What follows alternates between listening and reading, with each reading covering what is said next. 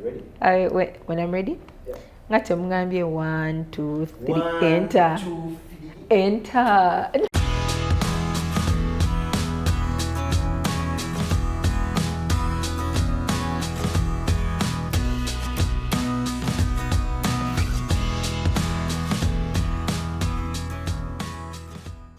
Hello there and welcome back to Thrive with Mulungi, where conversations bloom, and I'm very excited about this episode because I am going to be letting you into the life of one of the most, in my opinion, most influential younger women that I have happened to meet, mostly online, but so I think this is like the first time we're going to sit and like jazz.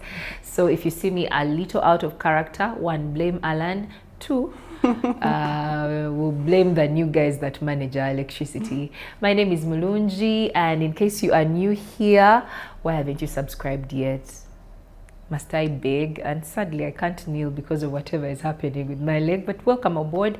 This is a very beautiful family where we get to meet different people, different walks of life, and we get to know them a bit better, and we pick nuggets of wisdom from the things that they know about, life. So today, please do welcome with me an author, a poet, a feminist, very many things to very many people, and for some of us, you miss her online, but you can get her books. We'll get to know a bit about that in a bit.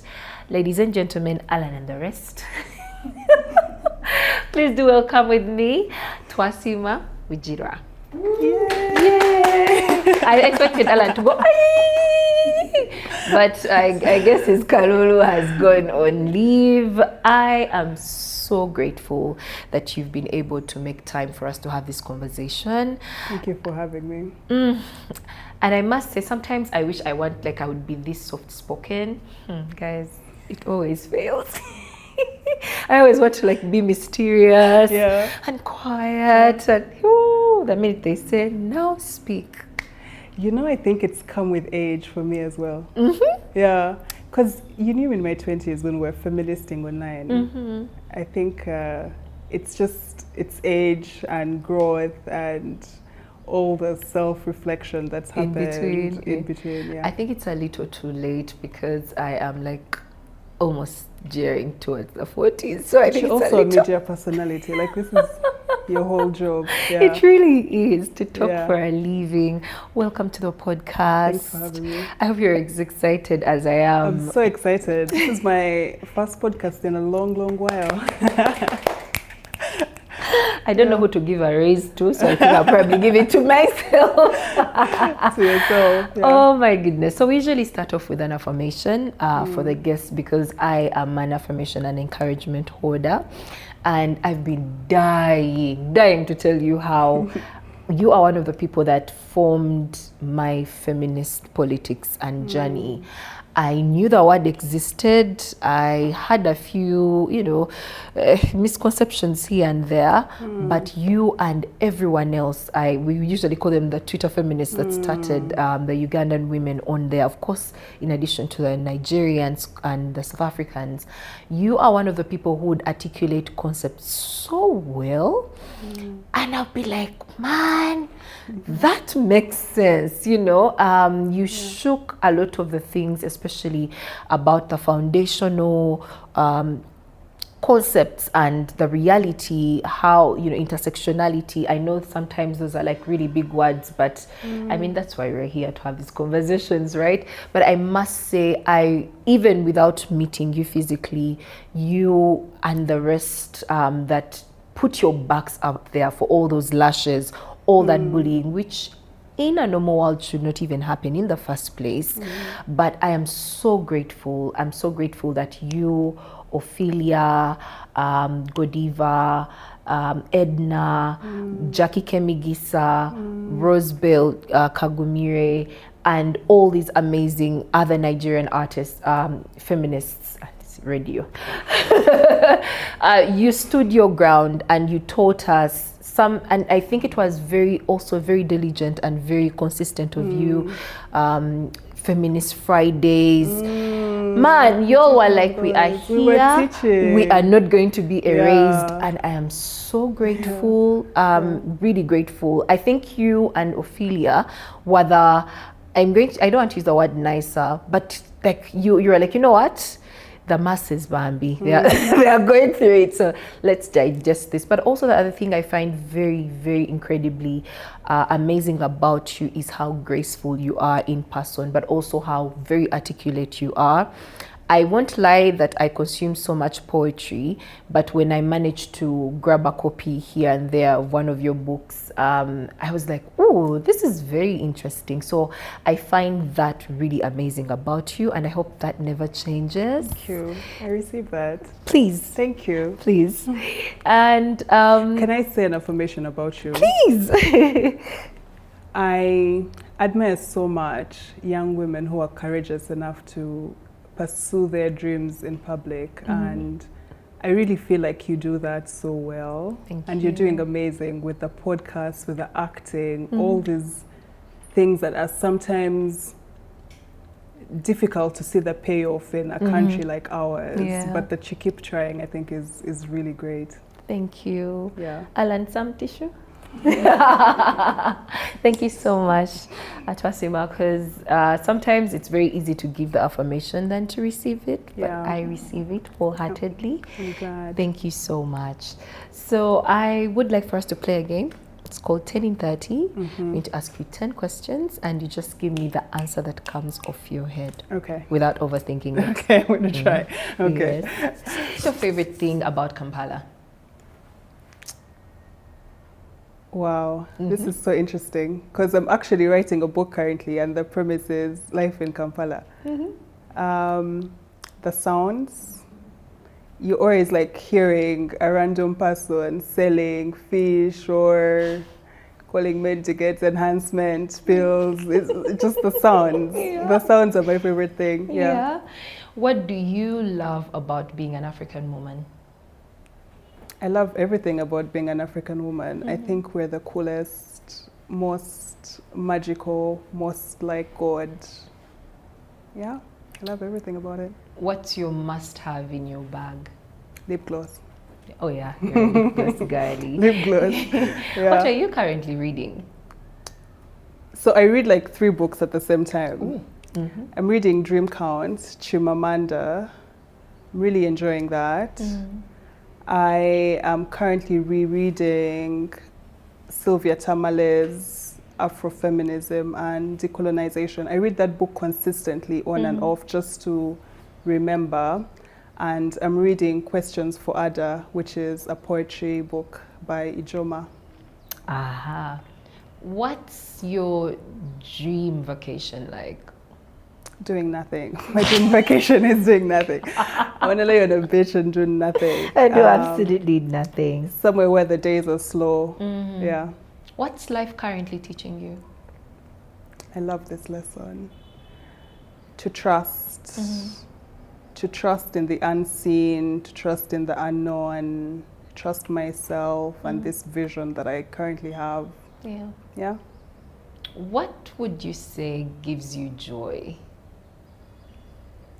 What gives me joy? You know, I love laughing. So I love things that make me laugh. I am always rewatching The Office. I feel like that's one of the funniest shows in the world. So that gives me joy. Currently being back home, my family, my siblings. Yeah. Do you like music? I love music. What are you currently listening to on your playlist?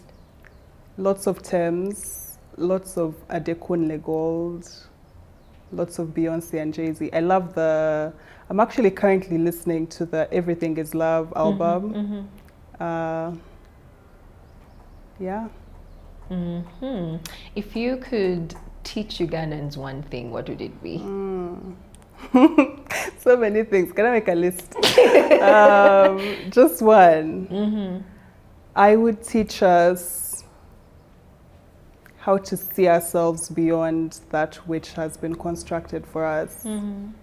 How to perhaps remember our power, our faith, our spirituality, Yeah. our rootedness, you know?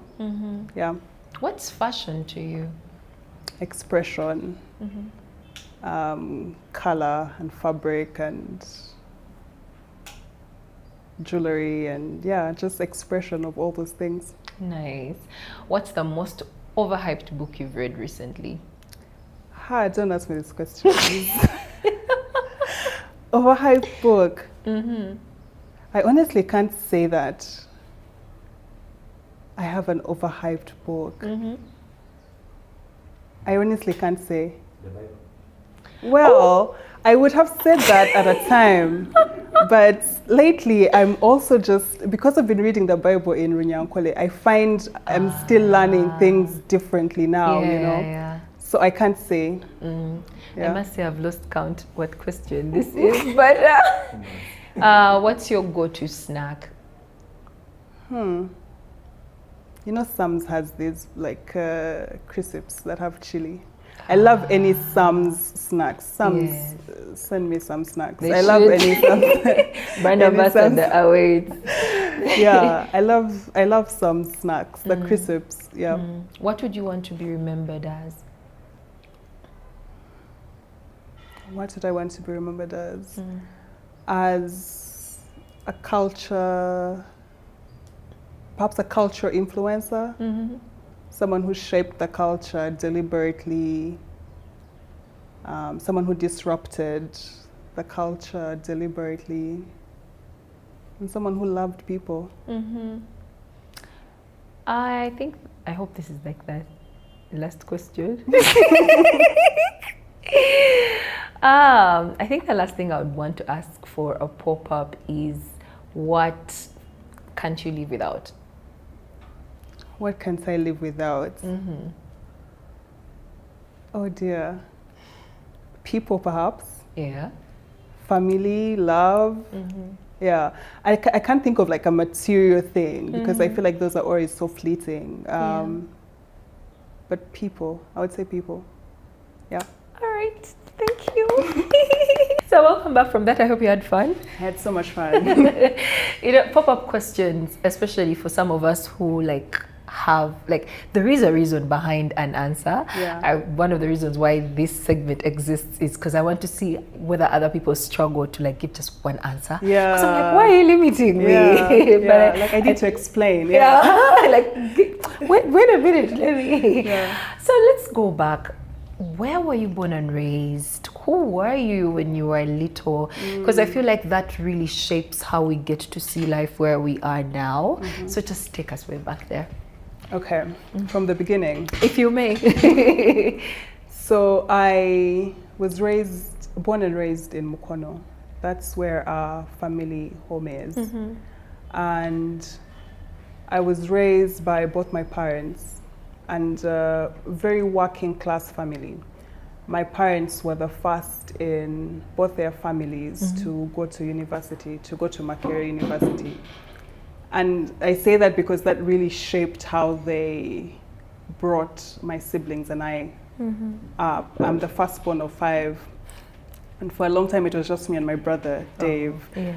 And in hindsight, in looking at how we were raised, I recognize now that because our parents came from a working class family and they were the firsts and they were sort of doing things newly for the first time, that they raised my siblings and I in a way that granted us access to,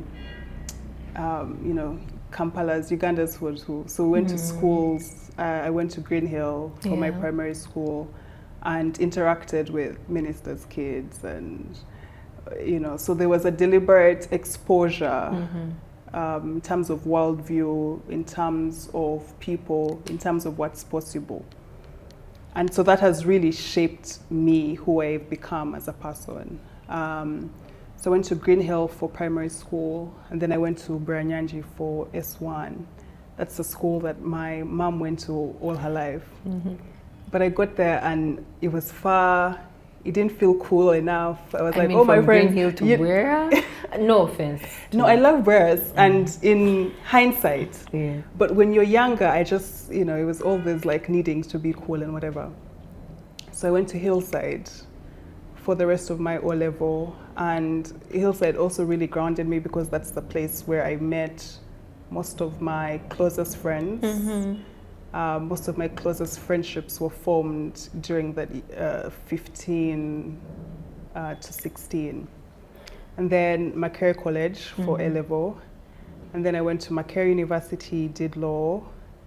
I worked, which is how we sort of said interacting during that time. Yes. Did a master's at Georgetown. Worked, and then somehow ended up here now as a writer. That's such a beautiful journey. Yeah. But when you look back, do you think it was a clearer path, or did stuff just start making sense as you were growing and taking up all these spaces and opportunities? No, it's only in hindsight where you see the plan, isn't it? So even just like how I ended up at law school, because we were just talking earlier, and I was saying how when I was writing for the New Vision in my Essex work. I had a, what's it called? It's like a swag, a column in swag at the time. And I was emceeing because I really loved entertainment and I loved things that sparked my creativity. Yeah. But then I ended up on government scholarship for the law school at MOOC, and I was like, okay, this is what I have to do. Yeah. I feel in hindsight, I realized that direction was important because there was something I needed to do during those like 10 or so years I spent in feministing and activist spaces. And then when I'd served my time there, I've now pivoted to writing and artistic work. That's very beautiful. And I think that, I hope that whoever watches gets to realize that we all have our paths somehow. So for some people you may zigzag around a bit, but somehow you find your grounding, and I'm so glad that you went through what you did. If you looking back now, is there anything you would do differently or change? No. None? No. I feel there are things, of course, that were hurtful, that were painful, that you would rather not have experienced, but all of it shapes you. So I'm really just curious still as to, because it's such a, like where I am now is so different from where I thought I was going to be, doing something so completely different from what I thought I would be doing. So I'm in this space of curiosity and just feeling like, okay, I'm curious to see what happens next. I'm curious to see what else comes through me. And the writing, I want to go there a bit, especially considering sometimes with our education system, you're told, that's not going to help you, first focus on, either like sciences or something. And you find that, I don't know if it has evolved because I've not really been in like high school or anything anymore. Do you think, did you see it while, when you were younger? Is this something that had always been part of you, or did it just shape up with time? I mean, to write for the New Vision, swag at that time was the in thing. It was, wasn't it? And then now, we'll be talking a bit about your 3 books a bit later. Is it something you always wanted to do amongst, the love for entertainment, or is it something that just clicked as you grew older? So writing is something that I've always done. I remember like being 10 years old and coming from school and just sitting in my bedroom, like writing in pencil, writing books. When I was 10, I wrote a book which is loosely based off, I used to read a lot of Mary Kate and Ashley Olsen books. And my dad, because he was such an encourager of my art, had it printed, and I still have a few copies. I know, so cute. So cute. So I've always written, although I feel like as I grew older, the idea that I could write for a career, that I could only be a writer, started to feel untenable. I mean, capitalism and all. Capitalism, and it's also that the devaluing of arts. Yes. Like you watch like news and they're telling you that science teachers get paid like 5 times more than the arts. So it's like that teachers. devaluing of humanities and the way that culture is stepped. I mean, even now with 3 books, people still ask me like, when are you going to get a job? You know. So it's it's a very layered experience, but for sure writing is something that I've always dreamed of. Yeah. And also the culture of toiling, and I'm not saying there's anything wrong with it, but for most of us it's, what do you mean now? Like for me, what do you mean you work for 4 hours a day? You need to get another thing to, you're like, no, it's and it's not even 4 hours a day though, even because it's like full time. Yes, it's all the time. It doesn't stop actually. Yeah, you have to continuously be aware of what's going on, preparations, the time you wake up to actually show up. So I hope that our mindset gets to change one of these days, honestly, because I totally hear you. You know, to a lot of people, writing, what do you mean? As a full-time job, yet this is actually an art that not only you enjoy, but can bring you, you know, like we love to see what it is it's bringing on the table.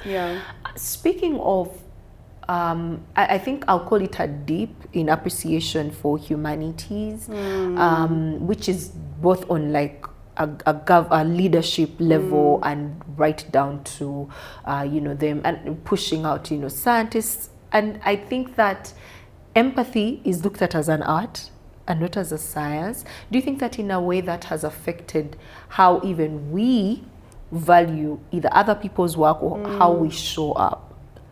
Because now someone would ask me, how much do you get from that podcast? And you know, the thing though is that these are things that shape culture.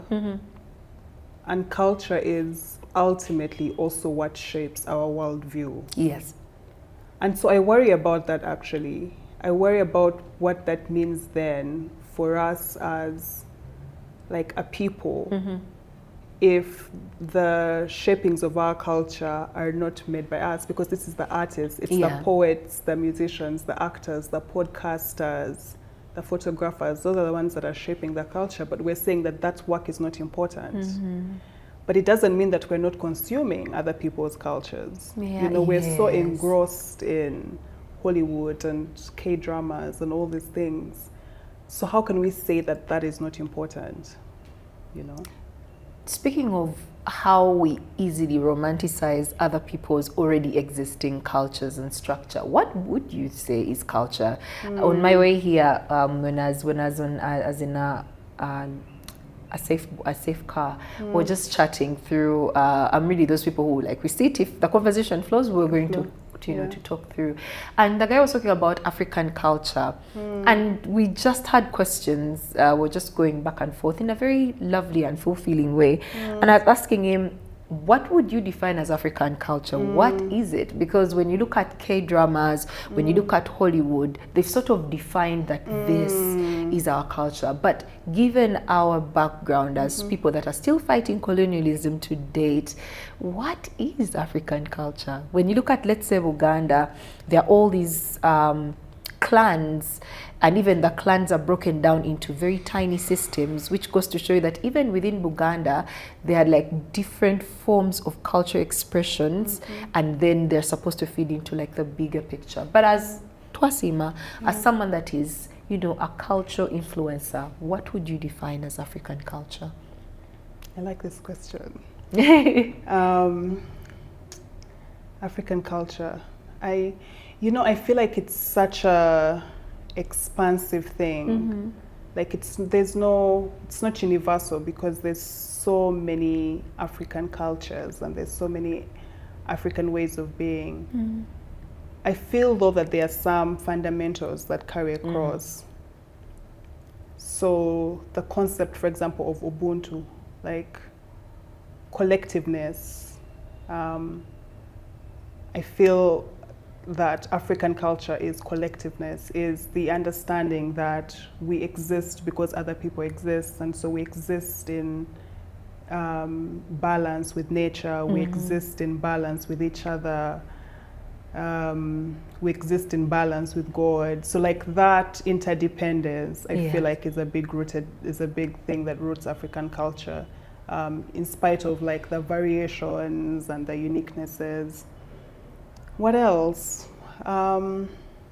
You earlier talked about expression. Yeah, we're very expressive, and it's also so different, you know, like the way of expression is so different and still similar yet, you know, in Buganda, in Busoga.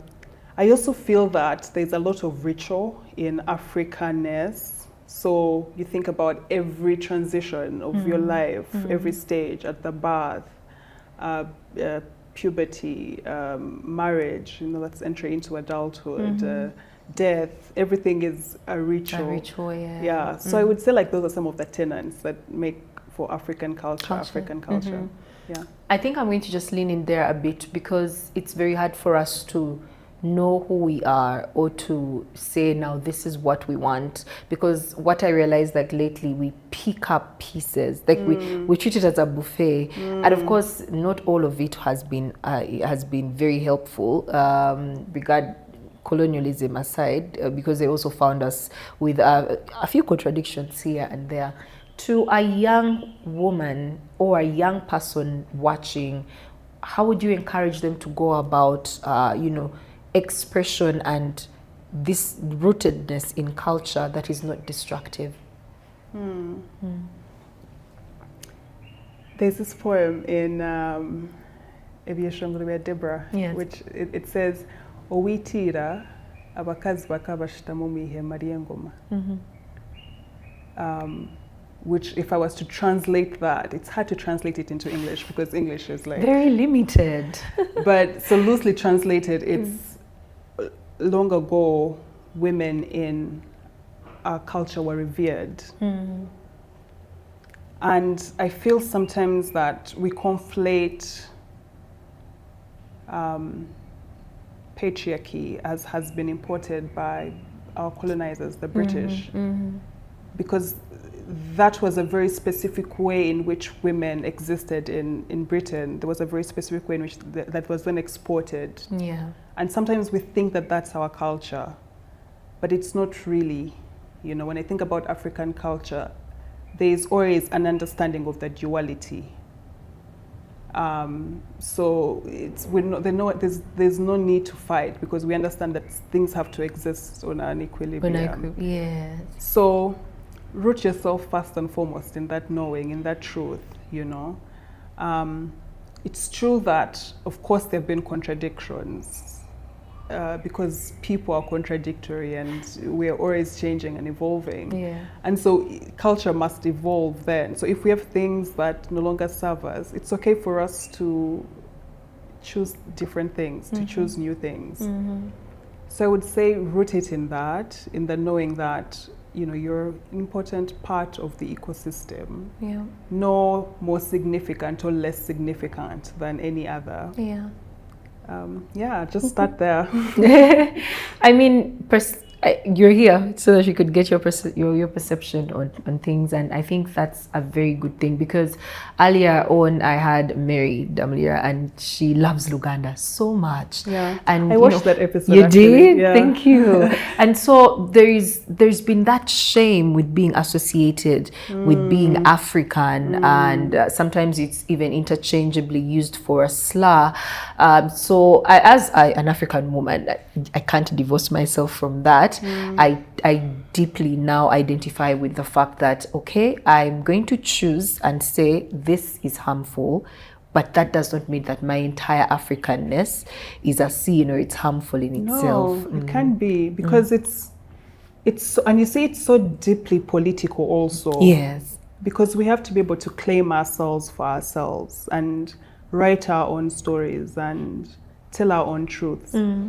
And I also feel like it's also deeply spiritual, because it's like, I think about how we are continuations, for example, of our ancestors and the people who came before us, and the people who will come after us also. So it's so important to root yourself in the truth, on the expansiveness of who you are.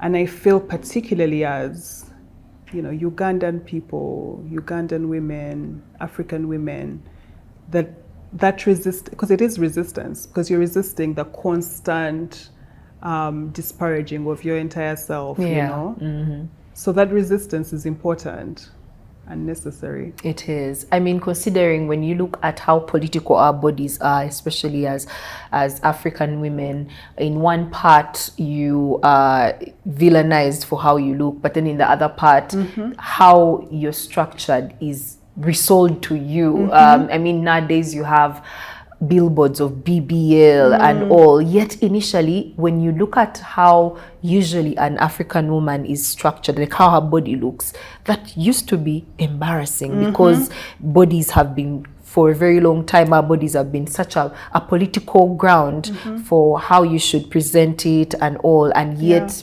when trends come and go, you're now told, oh, to have big lips is lovely. So how about some fillers? Yeah. So I really identify with that, of us being able to root ourselves in who we are, so that we don't see who we are being packaged and imported for us to now, you know, try to start chasing trends, because it's sad.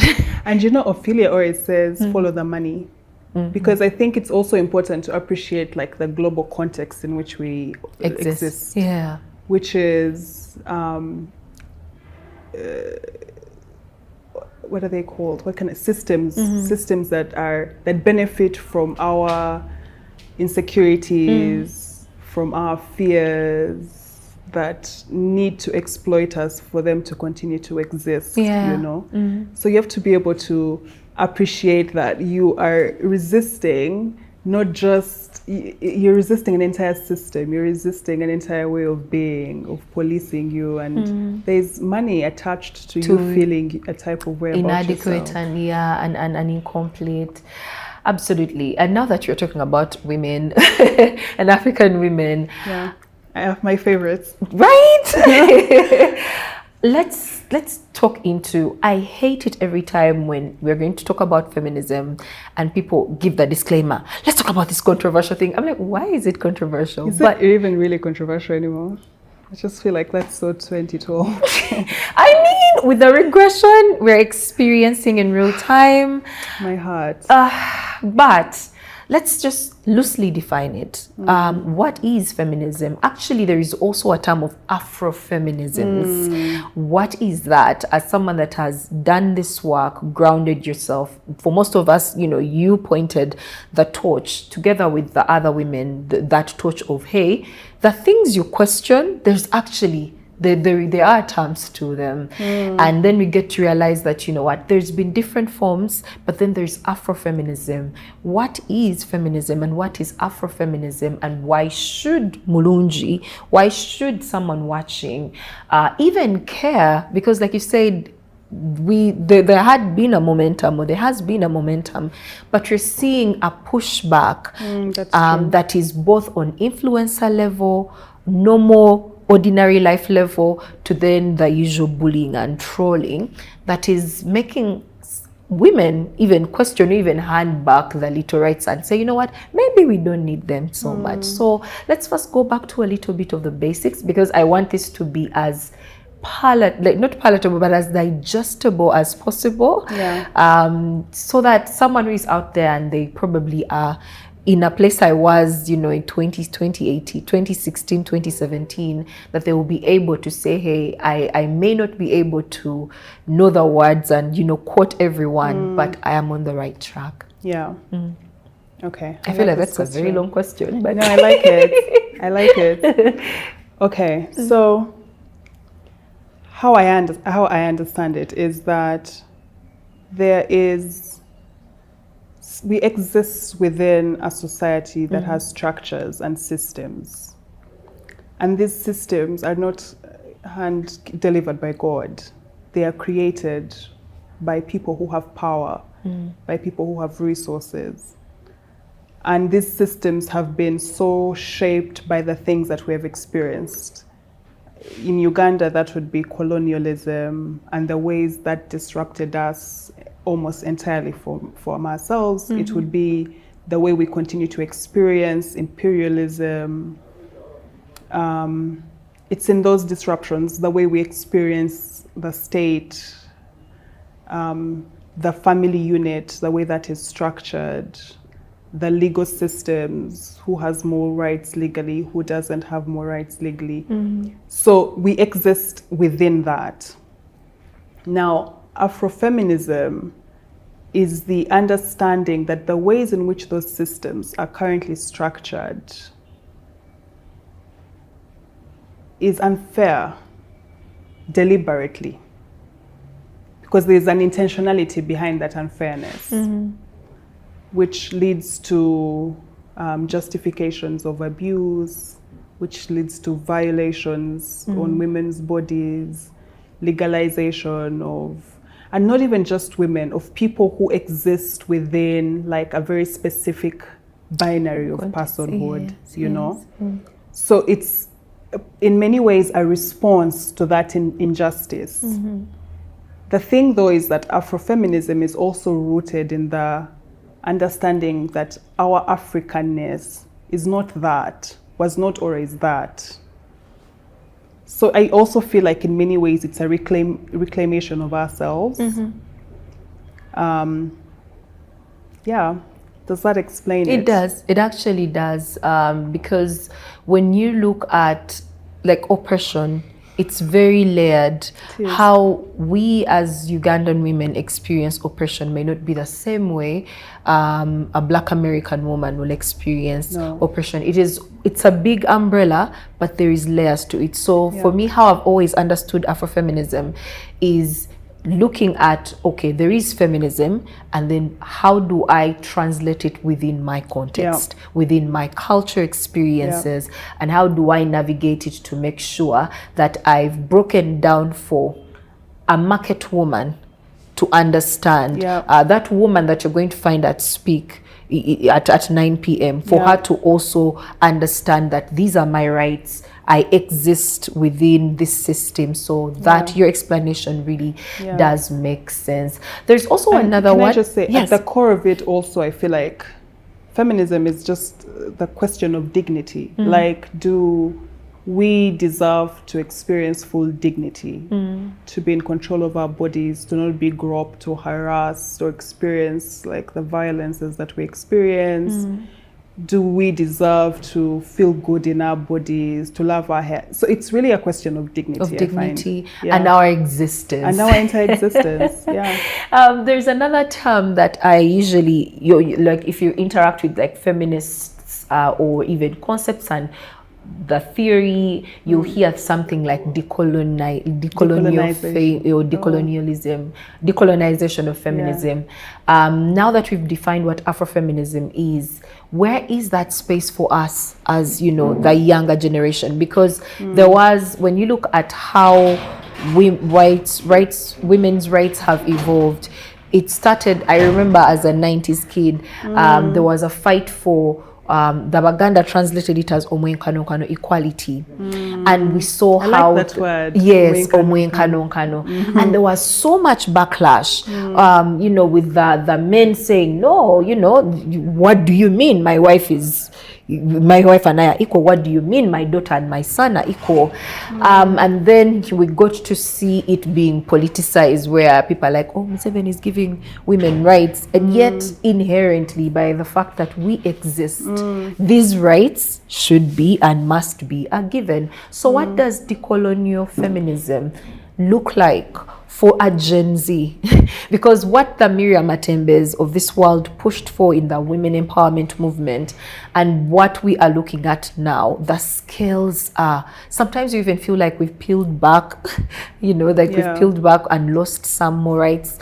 But as someone that is navigating it on both an organizational level, you've been there, but also grassroots work, what would you tell someone younger? How can we go around? We've already claimed our Africanness. We now are saying, you know, that women exist. Other people of different binaries also exists. They exist and they deserve to enjoy these rights. But then how do we go about it minus the colonial lens? That's an interesting question. So I have 2 sisters. Yes. And they are born in the 2000s. And I was just saying to them actually that the 2000s is my favorite era. And it reflects in them. Because I feel like we were the generation that was growing up in the 2000s. And they are in many ways a result of that generation. Yes. So the Gen Zs, my favorites. I actually feel like I learn a lot from them. And so even in thinking like, there's lots to teach them for sure, but there's also so much to learn from them. Yes. And I admire so much their audaciousness. Like there are things that my young sisters just are. They exist loudly. They are so expressive in how they dress, in what they say, in how they say it. They're so sure of what they want to do, what they won't do. And we see it even in like political organizing, in the ways they organize politically. So I admire that. I think that they are actually really rooted. And part of it I also feel, of course, is a result of the work that we have done. Because everything is continuous and exists on a continuum. So yeah, that's one. I feel like they're doing so much already, so much teaching, so much evolving. I'm always curious as to how we organize in communities. Like, what does it mean to like really organize radically? How can we join forces? How can we collaborate? How can the artists and the poets and the politicians, how do we merge and work together? So it's not necessarily a lesson, but it's a curiosity that I have. Yes. Yeah. What would it be if, we all there's that intersection and we're like, this is where we want to go. Yeah. That's a very interesting imagination and curiosity. Yeah. One would wonder if, let's say, the people that hold the power and can influence systems directly, together with the ones doing the groundwork, that would be a sight. It would. And the thing is that it's happening, may not necessarily be happening in our particular context, but it's happening. So that makes me hopeful, because it means that we can do it as well. Indeed. Yeah.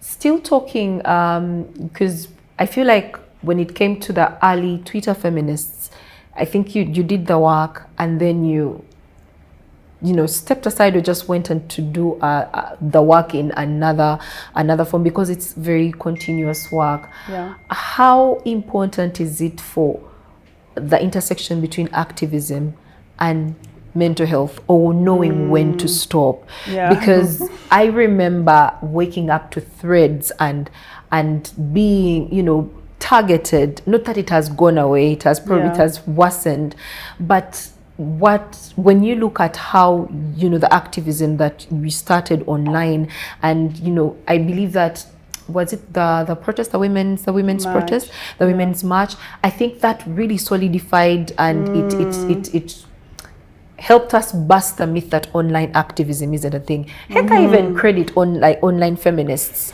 for showing people that online activism is actually a thing. It's a thing. Like, even just the notion that it's not a thing. It's noise. It's a distraction in many ways. Because even if, let's just start by naming the things that we were able to transform just by feministing online. We said conversations are about manners. There was a time when you would never see, not that necessarily people have evolved, but at least people now think about it. There was a time where women, you couldn't post a picture without somebody saying something. And there was nobody there to check anyone, yeah. You know. So of course it accomplished many things, online and offline. When I think back at that time, first of all, I was so young. We were so young. I started doing this work about like 22. And my sisters are like 20 and 22 now. And I think how babies they are, you know. Yeah. So to be able to experience that, and then with the level of violence that came with it, because I don't feel that we appreciate enough how intentionally violent online spaces can be for women, especially for women who are seen as being in resistance to the norm, to the status quo. Yeah. So I think, and it's only in hindsight, because of course we do the reports and the studies and the statistics, but sometimes when you are in the experience of it, in the thick of it, yeah. So it was only in stepping away where I realized, my goodness, this is, and then also therapy, where you realize this is why I'm so hyper vigilant. This is why I went through like years where I just I didn't want anyone to find me, and then Spirit was like, my dear, you know, you gotta evolve past that. But a lot of it is that kind of like trauma that we experience that was very deliberate and intentional. So it sucks when I hear sometimes that little has changed on that online space. It has. I won't say little has changed. Yeah. I think it has just evolved. So from a time where, as a dark-skinned woman, you would not post on Twitter, and you know, a random either light-skinned woman's photo is, you know, and you're equated to a gorilla, we are now seeing the evolving of using Grok or AI to alter women's bodies to try and change their appearances. But I won't say that the work you did and the work that the rest of the Twitter feminists did helped us to learn how to name things. You know, technology enabled or based violence, we know that that's a thing. We know that it's not revenge porn, because initially when these photos or videos are being shared in confidence, they're not shared as porn, they're shared within the intimacy, you know, the intimacy of either two lovers or whatever, and any sharing of them without consent is a violation. Heck, we learned what consent is. That's you true. know, you talked about manuals. It went from the whole gender balance to the whole, where is the input of women? Where is the input of Gen Zs? Because we love to say, let's bring everyone on the table, on a panel, and let's have this conversation. And who is having conversations? Mulungi, who is no longer a youth.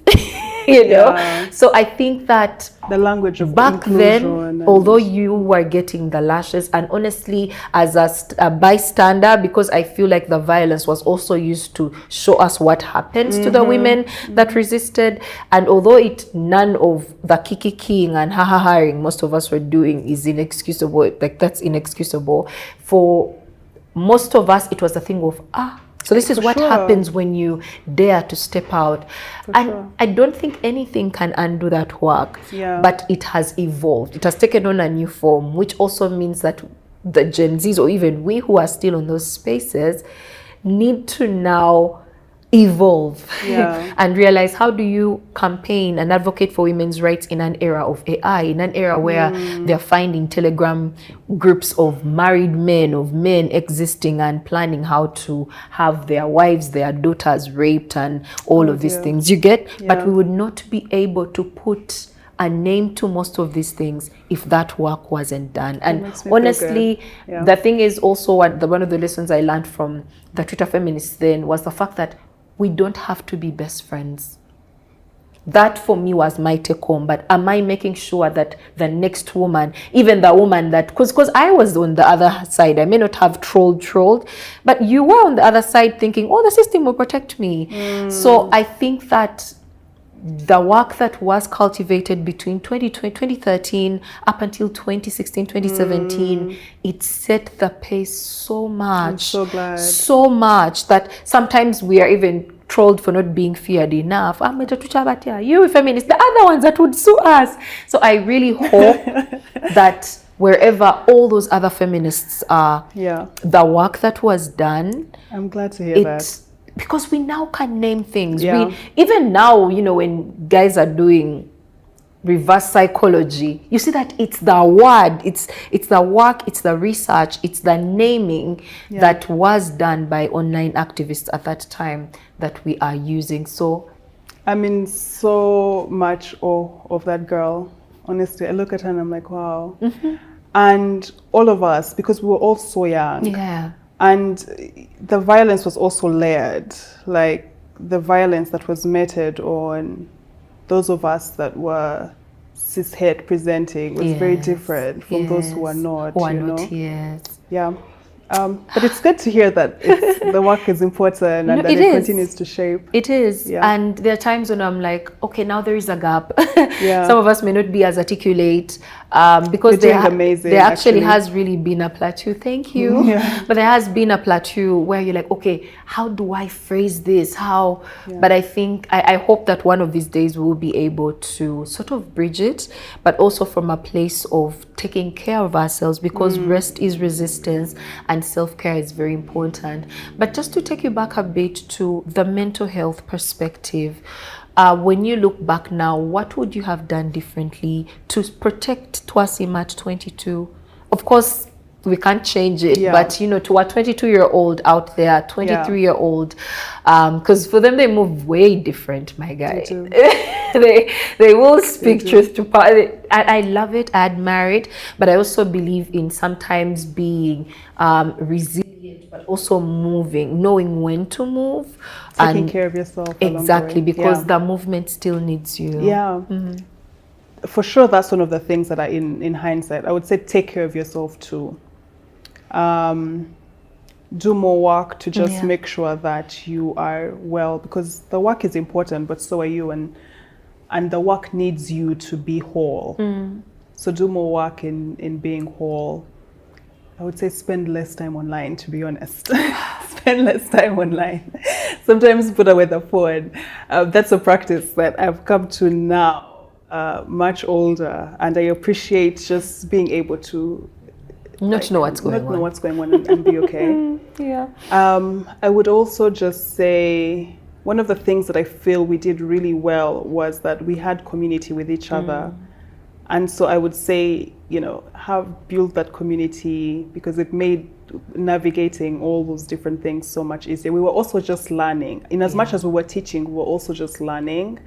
And I would say that's it. No, I'm immensely proud. I know Alan is going to tease me over how much I've fangirled, but I'm honestly very grateful, because it's good to know that I think for most of us coming of age was, okay, so these were some of the things I tried to articulate, or I was not being weird by thinking, why can't women inherit? It was like, I was not weird by thinking, why are you my boss and why are you complimenting my body? Why do you think you have access to my body? To the very touchy ones like, marital rape and all. I think that But why are they even touchy, It's like, okay, but But the touchiness I meant is the whole, you guys can feminist, but leave this for us. Those ones that are regarded as sacred conversations. And I believe that the work still needs to be done. But like you've said, we need to take care of ourselves. I remember when I was talking about having you, someone told me, ask her, what are some of the books or the work that you can read to ground yourself as you're starting out, especially for the newer feminists, or even we, because feminism is the only movement where people think they can come and just speak on it for when you meet a Muslim, everyone knows you don't touch the Quran. You're do not, rooted the in- Quran has said. Christianity, the Bible has said.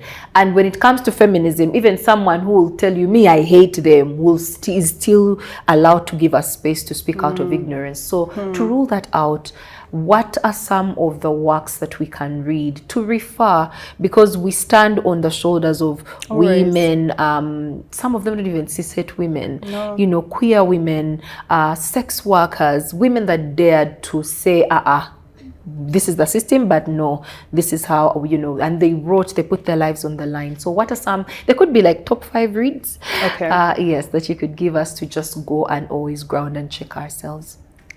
I admire and respect and love so much Sylvia Tamale.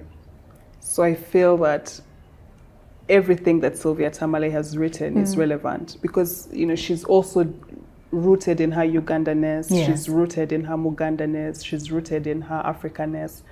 So she writes and thinks always from that lens.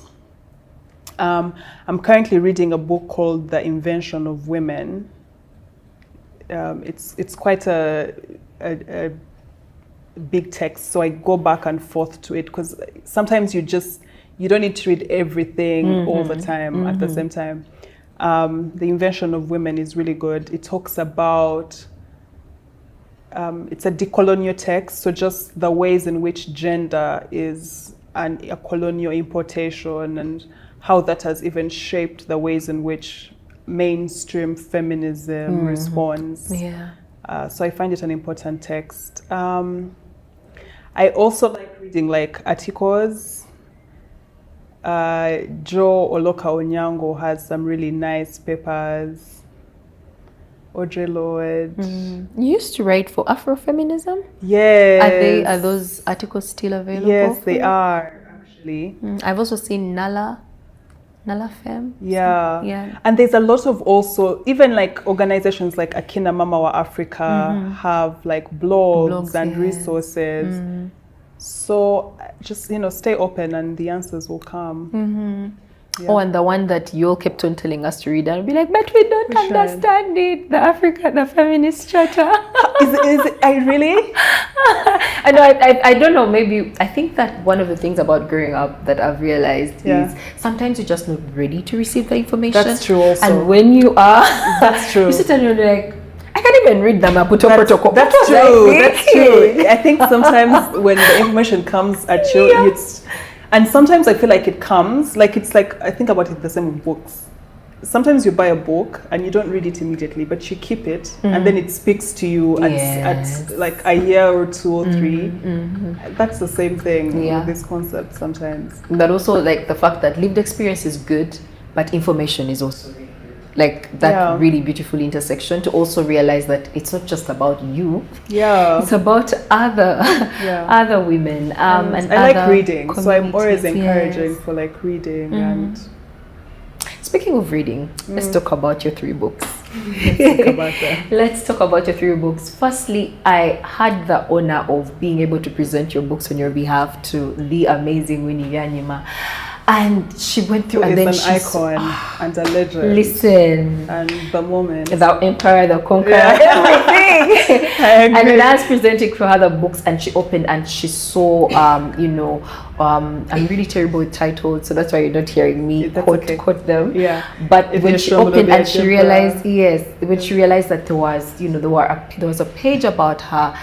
How important is it for us to honor icons, let's say like Sylvia Tamale, like Winnie Byanyima? Is that a feminist thing to be able to sort of hand flowers or just recognize the work that women have done? Because up until now, care work, housework is still looked at as something, that's something women do, until the woman is sick and then suddenly everyone appreciates. Do you think that sort of also spreads into how we view and appreciate women, even in the feminist space? For sure.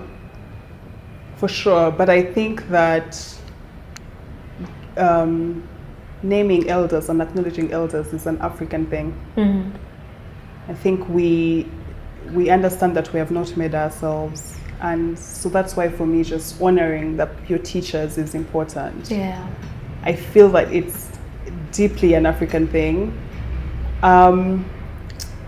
whether we do it enough within feminist spaces, I can't say for sure, because again, we exist in a continuum. Yeah. And the question is, you know, as a society, as a people, do we revere, do we honor a lot of our elders? And a lot of times when they're women, the answer is no, because what they're saying are things that hurt us. I remember when I was growing up, when I was a bit younger, hearing that Sylvia Tamale was being voted the worst woman of the year. Like, and guess who, by the way, was being voted best woman of the year? Queen Elizabeth. So you see that kind of, this is the context in which we operate. Mm-hmm. So it becomes then, I can't then expect anything else. So that's why it's important for us to be able to honor, because we also acknowledge all the things they have had to fight against for our sakes. For our sakes, you know? To enjoy the rights that we do.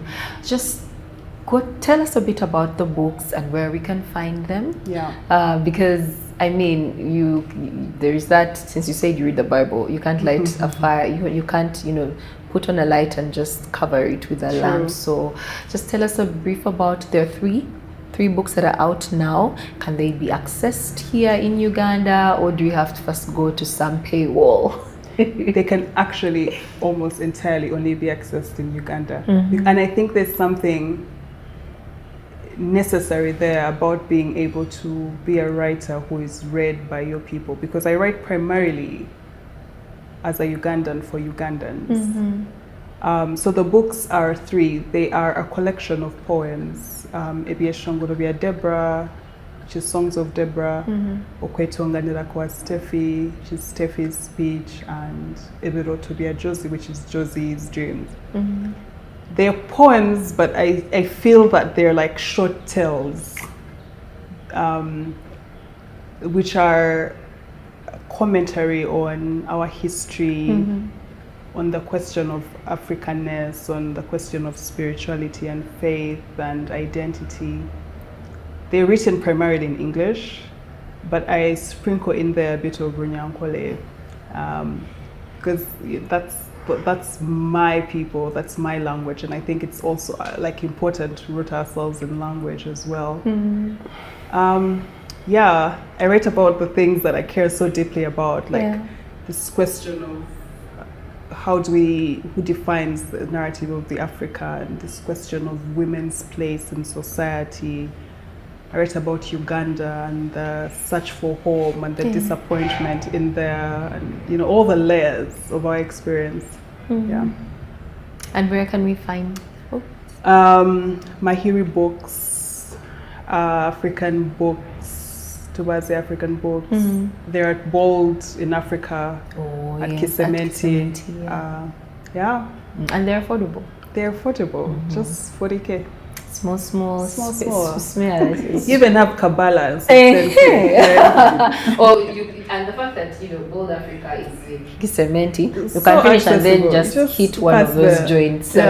But thank you for sharing your art with us. I think that, like you said, we need to tell our story, we need to document it, and tell it in our languages as well, because I fear that they are dying off with our parents, with our grandparents. So true. I used to speak 8 languages when I can only speak just 2. Can you imagine? No, I can't. Because even for us, we didn't even necessarily grow up speaking Runyankole, even though Runyankole was spoken around us. And you go to school and you can only speak English. And you're paying for any ounce of any other language outside English. So I really think it's very important that, you know, you've done what you have to. And I hope that you continue writing. I do plan to, thanks. Buy my books, friends. Please. Keep a writer in business. Indeed. So your 2 questions before I let you go. My 2 questions. Yes. Okay. So Mulungi. What is, I'm going to ask the 2 and then you can answer them back to back. Okay. The first one is, what is this season of your life teaching you? And the second is, what are you currently dreaming? The last is very interesting. What if they are nightmares? No, they have to be dreams that hold us together. So this season, at the moment, is teaching me to surrender. As a firstborn, I like to just know the end from the beginning. But after, I got unwell with my leg, there isn't much to do. And so as a parentified firstborn, you have to just watch life happen to you. So it's teaching me to surrender, but also to allow for grief to come in. Because sometimes, or for me in this moment, it took for my body to break down to realize, oh, I have things I've not yet sorted within me. So that meant more time with myself, more time in my head, less time with the outside world. And yes, I think the theme majorly has been surrender. And it's okay for me to not have it all under control. What am I dreaming? Rest, honestly, like a little more rest. But also, I think like my biggest dream is for every woman to realize that we are stronger together. That's like on the grand scheme of things. Someone was asking me, why do you do what you do? And I'm like, because there were women after me. I feel like it's like a chain. There are women after me. So I really dream that we will not sell ourselves short, that we'll get to the full realization that while there is Ubuntu in a grand scheme of things, but like, feminists online always say, women are all we have. So I really dream of a day when we will be able to just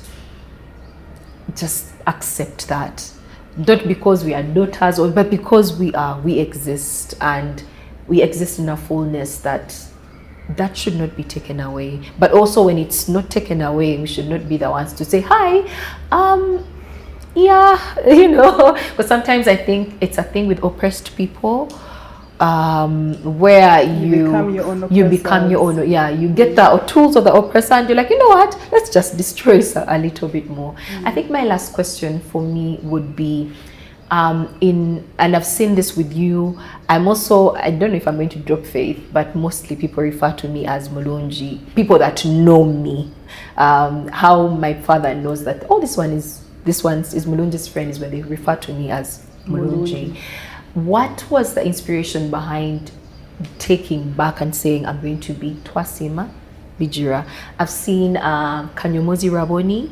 I've seen a number of younger women taking back their names and saying, you know what, my Christian name or given name is Kawa, but let me just be addressed by the names that ground me the most. What was that journey like for you? It's exactly that, like the need for grounding. So I won't say it in Runyankole first how it comes. Ngabo witu ba amani. Like, so that my people would know me, you know. And Twasiima is a name that is given to me by my tatenkuru, my dad's father. And so there's a weight there, because I feel that it means so much that he would see this little baby and bestow onto her this appreciation. Yes. And Bigirwa is my father's name. And there's also for me that saying that this is who I belong to, this is who I am made of. And I needed that claiming of self existing in the world. I think this was when I was living in the US during my grad school. I needed to identify myself for myself fully. And so, and also I just needed to see white people fidget, as they say to us, a little bit. But the things are just Tracy. Oh my dear. So it's that, it's many things, it's very layered, but I feel that it's a deeply political stance, So that's the short of it. Yeah. And we're here for it. Thank you so much for making time. Thank you for having me. I enjoyed this. I can't wait for us to watch back and be like, oh. But also keep the work, keep the rest and pursuing the path and the curiosity. And thank you so much once again for the work that you have been doing, and you as well, because this is really important work. Thank you so much. That sometimes is all the affirmation and the validation that some of us need, because everyone is like, you could talk about the popular things, why are you amazing what you're doing. Thank you so much. And thank you for watching. Please don't forget to check out her books. I'll let her say them again. There you go. You're doing well. Deborah. That's Songs of Deborah. Okwetonganyira kwa Steffi. Steffi's speech and Evirotubia Josie's dreams. Indeed. So please go and support Twasiima's work, but also ground yourself in your politics, especially if you are a feminist. And of course, we'll catch you again in the next episode. I won't be with Twasiima, but you know where to find her in case you want to. We'll be with Alan. And I don't trust Alan. Bye.